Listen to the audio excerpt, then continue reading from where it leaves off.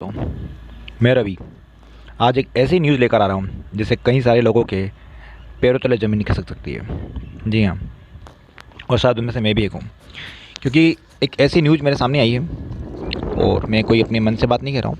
ये मैंने कहीं पे पढ़ा है, आपकी न्यूज़ चैनल्स पे मैंने सुना है, आपके अखबारों में मैंने पढ़ा है, और ये आज की तारीख की बात है। बता रहा हूँ मैं, गवर्नमेंट ने तैयारी कर ली है क्रिप्टो करेंसी पर रोक की तैयारी।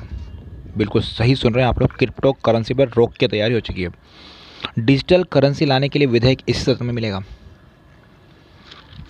अब आप समझ सकते हैं कि जिन लोगों ने बहुत पैसा लगा दिया है या जिन लोगों ने कमा चुके हैं उनके तो कोई प्रॉब्लम नहीं है, बट जिन लोगों ने अभी तक पैसा लगाया है तुरंत बेचना पड़ सकता है सब कुछ।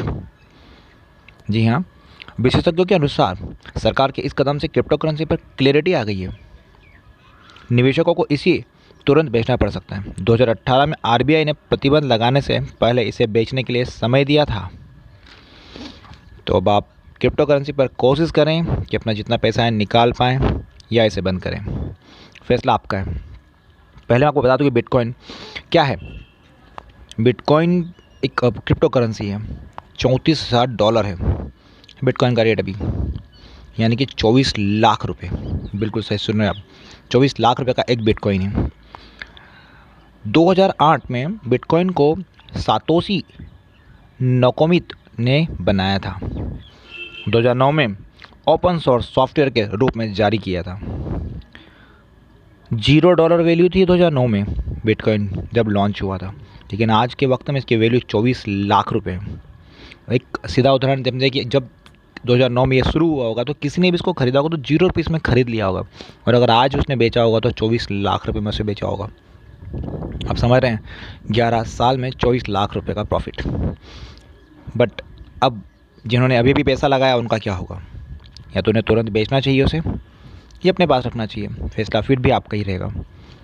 2010 में भी इसकी वैल्यू $1 तक नहीं पहुंच पाई थी, और आज 24 लाख रुपए। देखते हैं क्या होता है, लेकिन आप कोशिश करें कि इसके बारे में जल्दी जल्दी जानकारी प्राप्त करें और अपने पैसों को बचा सकें। सरकार क्रिप्टो करेंसी के कारोबार पर प्रतिबंध लगाने की तैयारी कर रही है। इसी बजट सत्र में इससे जुड़ा नया विधेयक crypto currency and regulation of digital currency bill 2021 नाम से पेश किया जा सकता है।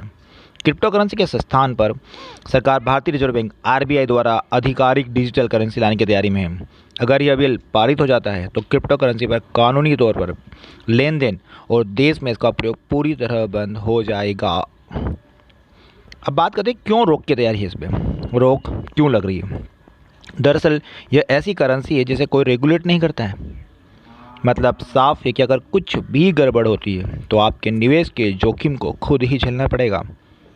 इसके साथ ही इस पर सरकारी नियंत्रण नहीं होने से दुरुपयोग की पूरी गुंजाइश रहती है।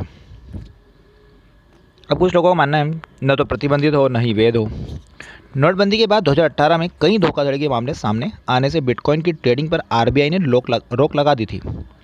मार्च 2020 में सुप्रीम कोर्ट ने फैसला सुनाया कि आरबीआई रेगुलेट एंटिटीज़ की ओर से देश में क्रिप्टो करेंसी से होने वाले ट्रांजैक्शन से नुकसान को साबित करने में विफल रहा है, इसलिए इसका संचालन शुरू किया। इसके बाद बिटकॉइन की वैल्यू दिन दुनी रात चौगनी बढ़ने लगी। क्रिप्टो करेंसी अभी देश में न प्रतिबंधित है और न ही वैध है, ये अभी के हालात हैं। बट गवर्नमेंट क्रिप्टो करेंसी पर रोक की तैयारी कर चुकी है।